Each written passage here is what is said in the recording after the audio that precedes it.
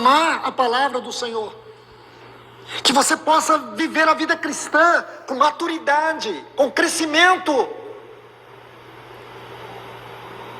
No livro de Romanos, nós encontramos lá no capítulo 8, duas palavras para filhos. Uma é tecno e a outra é huios, filhos maduros. Filhos maduros, o que Deus procura hoje são os filhos maduros, uma igreja madura, uma igreja onde Deus possa revelar a que horas estamos da noite, que Deus possa revelar qual é a situação espiritual de todo esse cenário que está diante de nós, que o Senhor possa revelar qual é a natureza do nosso chamamento nesse momento, porque se nós não entendermos isso, sabe o que vai acontecer, meus irmãos? Nós vamos nos perder nesta hora. Deixe-me mostrar algo para vocês. Em Apocalipse, capítulo 7. Nós já estudamos isso outras vezes, mas a repetição é a quinta essência do ensino, então não tem nenhum problema a gente repetir. As professoras aqui sabem disso melhor do que eu. Apocalipse capítulo 7. Você vai ver que aqui tem um número profeticamente representativo, que são 144 mil. Está assim. Primeiro, eu quero ler com vocês o versículo 2. Vi outro anjo levantar-se da parte do nascimento do sol. A palavra aqui, essa frase, nascimento do sol, não existe no texto original. A palavra aqui, se você procurar, se você tiver alguma ferramenta que te ajuda a ver os vocábulos do texto original, a palavra aqui é Anatólia. Anatólia. O que é Anatólia? Onde é Anatólia? Anatólia é aquela região da Turquia, tá certo? Anatólia é a região da Turquia, região que compreende a Turquia, o Iraque. Se você estudar a Bíblia, a primeira cidade com maior menção na Bíblia é Jerusalém. Você sabe qual é a segunda? Iraque. Região do Iraque, região da Anatólia, região da Turquia. Certo? Mas não é hora de falar sobre isso, né, irmãos? Vai lá no estudo das trombetas que você vai ver uma exposição sobre esse assunto. Então, não dá para a gente voltar agora. Aí diz: ele clamou com grande voz aos 4 anjos, a quem fora dado que fizesse dano à terra e ao mar, dizendo: não façais dano à terra, nem ao mar, nem às árvores, antes de termos selado os servos de nosso Deus nas suas testas. Então deixe-me explicar isso aqui. Em algum momento, Deus vai trazer juízo sobre este mundo. Olhe bem, são os 4 anjos. Quer estudar sobre esses 4 anjos? Simples, é só você abrir o capítulo 8, você vai ver as 4 primeiras trombetas. Então vai haver as 4 primeiras trombetas. E essas 4 primeiras trombetas vai falar de dano à terra e ao mar, como está escrito aqui. Na 5ª trombeta, o dano vai ser no próprio homem.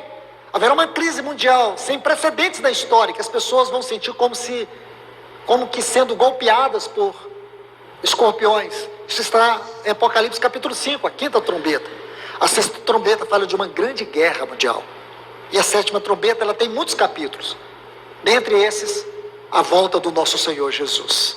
Então, para você, eu preciso fazer essas pequenas colocações para você entender o texto. Então, a gente lê isso aqui, tem muitos irmãos que têm uma extrema dificuldade com o Apocalipse. Por isso que tem que colocar esses pontos.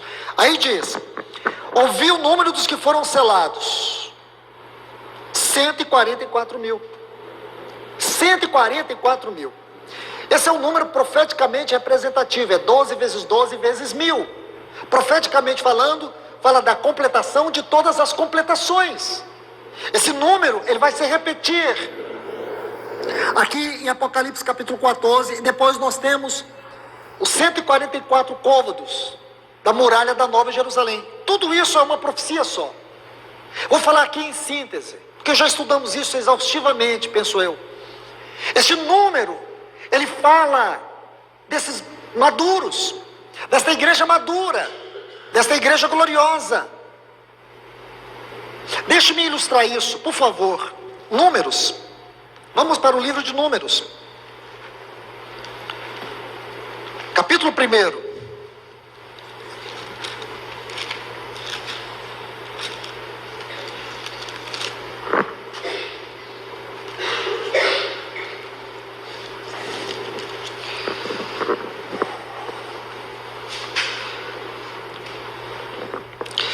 Versículo 2. Aqui vai ser feito um censo. Está vendo aqui? Tirai a soma de toda a congregação dos filhos de Israel, pelas suas famílias, pelas casas de seus pais, segundo o número dos seus nomes. Isto é, de todo o homem, cabeça por cabeça. Desde os que têm a idade de 20 anos e daí para cima. Sim, dos que em Israel podem sair à guerra. Quem eram os contados? Quem eram esses que tinham que ser separados, que eram numerados? Quem eram esses que eram contados em Israel? Somente aqueles que eram preparados para a guerra. Então, por isso que esse número 144 mil é um número profeticamente representativo. Ele representa os maduros, a igreja gloriosa. O que eu quero dizer para vocês, meus irmãos, numa hora como essa, Deus não conta com os imaturos, Deus só conta com os maduros.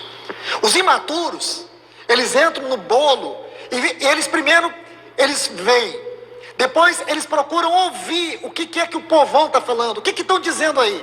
Estão dizendo isso, eles vão dizer, mas eles nunca olham para a palavra de Deus, eles não têm conexão com o trono.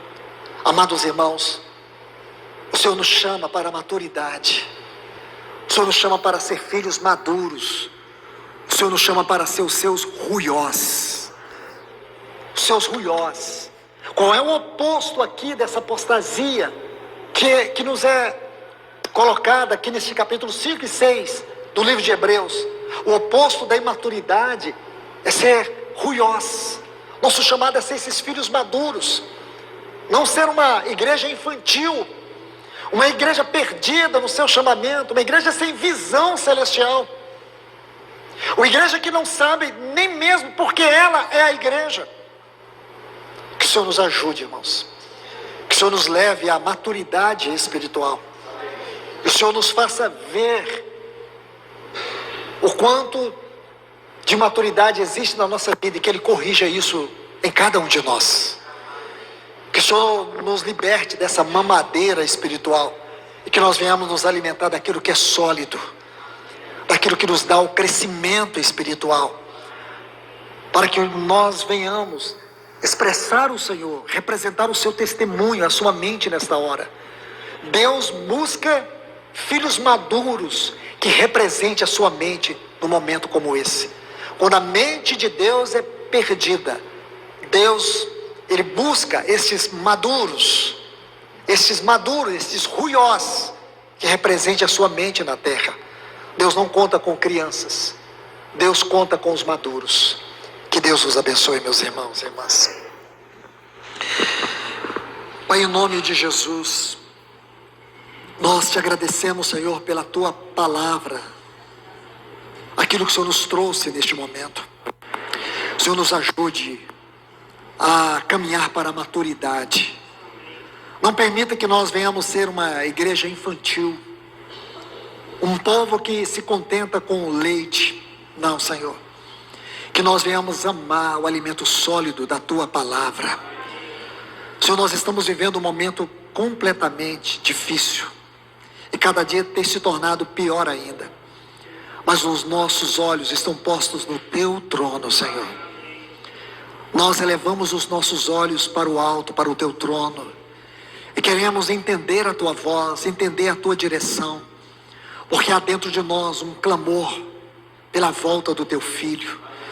E cada dia nós percebemos que Ele está mais perto de nós. Então nós queremos ser uma igreja corajosa. Nós queremos ser uma igreja que ama de fato o Senhor. Nós estamos aqui para corresponder com aquilo que o Senhor está envolvido.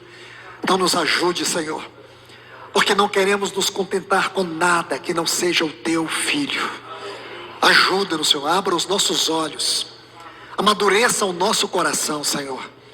Nós te pedimos em nome de Jesus. Amém.